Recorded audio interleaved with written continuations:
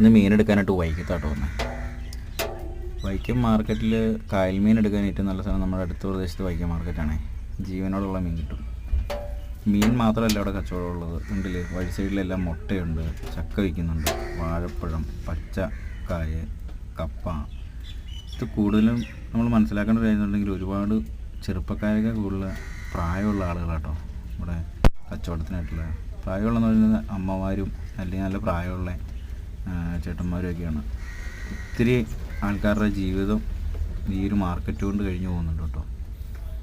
പലയിനം മീനുകളുണ്ട്, കക്കയിറച്ചിയുണ്ട് ജീവനോടെ. വിലയ്ക്ക് ഇച്ചിരി കൂടുതലാണ്, എന്നാൽ പോലും എല്ലാം നല്ല കൂടുതലും ഫ്രഷായിട്ടുള്ള മീനുകളായിരിക്കും. കായൽ മീനുകൾ ഒട്ടുമിക്ക മീനുകളും ജീവനോടെ തന്നെയായിരിക്കും നമുക്കിവിടെ കിട്ടുന്നത് കേട്ടോ.